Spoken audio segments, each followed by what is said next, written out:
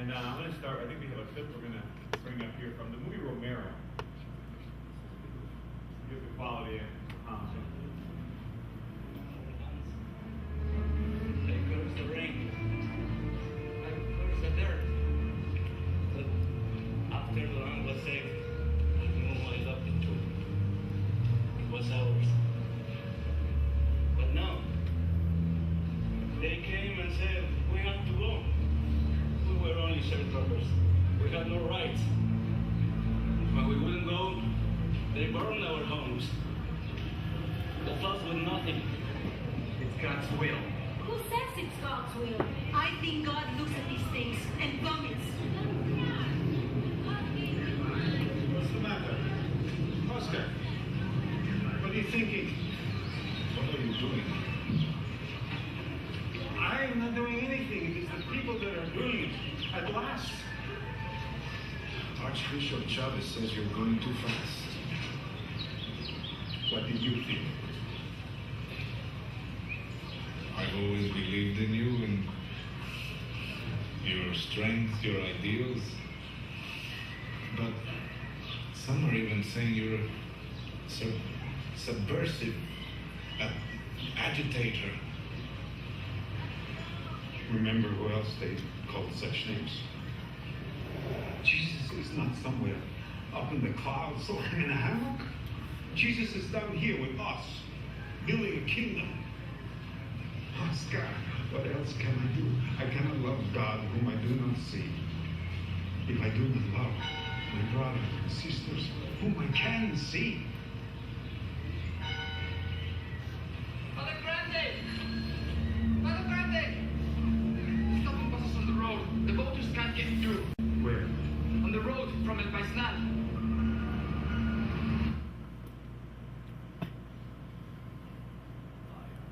So, excuse me, what things did you see happening in that scene?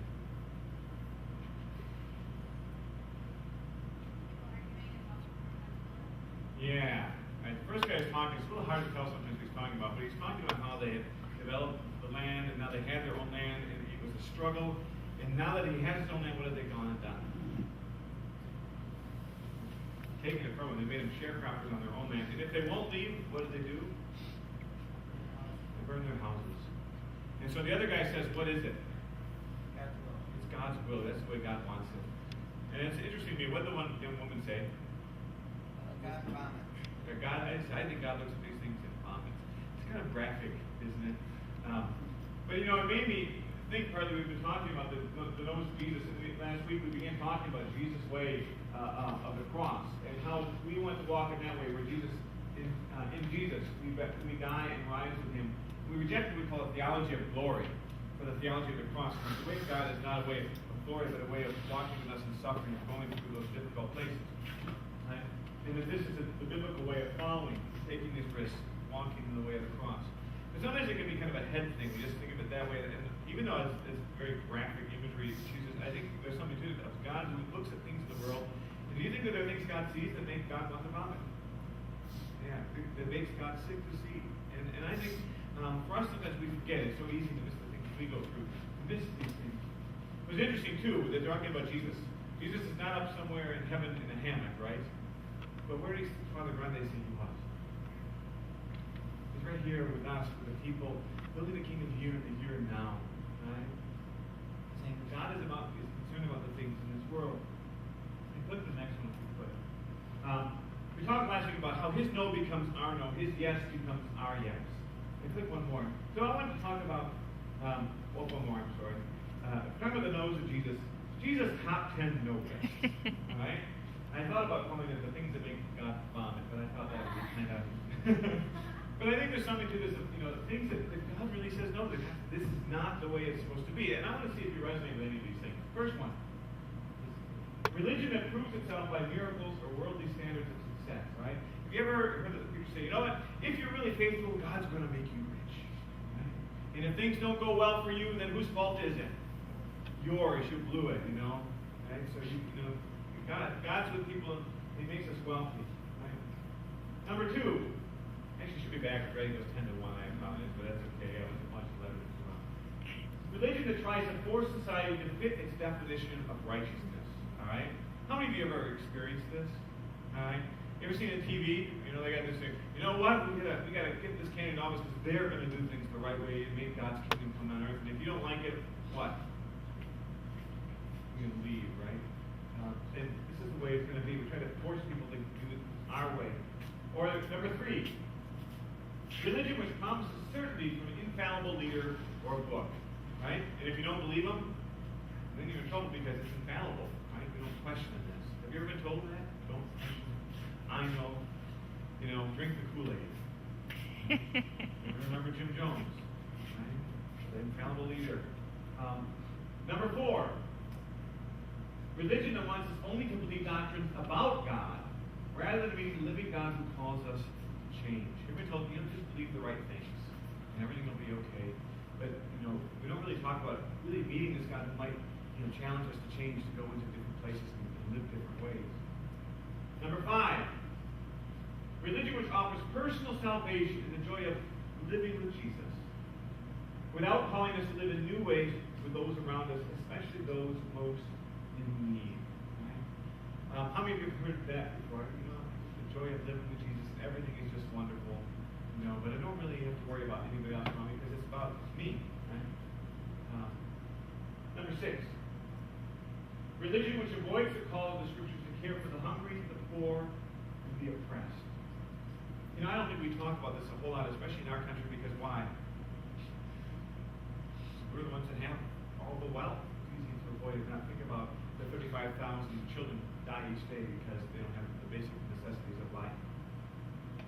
Number 7, religion which tells us that we in our culture or nation or race or class are better than others and gives us outsiders or unbelievers to despise. You ever heard that one before? I remember a friend of mine, his wife teaches piano lessons, and the girl was she was teaching this subject of church came up, and the girl said, I really didn't want to talk about this because only people who go to my church are going to heaven. She didn't mean her denomination. She meant the people who gather with her on Sunday. They're the only ones who go to heaven. And anybody else, they're out. Right? Like I remember once, I met a guy. I was doing Taekwondo once, and there's this guy who was kind of really aggressive, kind of made me nervous. And we started talking, and he was sharing about how he was very opposed to abortion, and how he had met a lady who had been an abortion doctor, right? And she had since changed her ways, and she would speak about it. But he would not shake her hand because it was covered in blood. She had gone too far. She was someone who he despised. And he was right about that because he knew it. Number 8, things that God says no to, or Jesus says no to. Religion which tells us we can earn our salvation, right? Now, sometimes you can do this thing or do that. Sometimes it's as simple as saying, if you pray the right prayer, how many of you they do the 4 steps? The 4 steps of the right prayer, and then you say, I can still remember when I got to college, somebody would say, did you do it the right way? And I used to go to all these meetings, and every time I'd raise my hand when they called to accept Jesus, because I was afraid maybe it hadn't worked the time before. It's always something I had to do. Number 9, religion that tells us going to heaven when we die is the main reason to believe in God. How many of you have heard this? All right.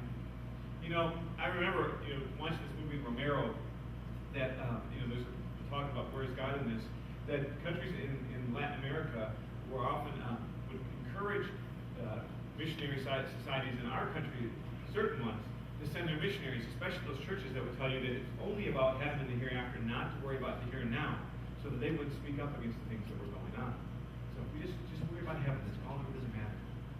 And number 10, religion which avoids telling us that Jesus' death on the cross is not only his sacrifice that saves us, but also the example of the way we are to follow.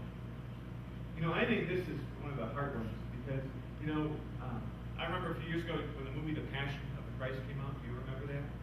And there was a group of us pastors. We all went, not because we necessarily wanted to go, but people would be asking us about it and expected. And one of the things I thought was interesting is that so many people were wrapped up in this and what God had done in this passion, but very few were talking about what it meant about how we should live. We like that God did this, took care of these things for us, but we forget that the cross is the way that God calls us to live, to be willing to sacrifice ourselves for others too.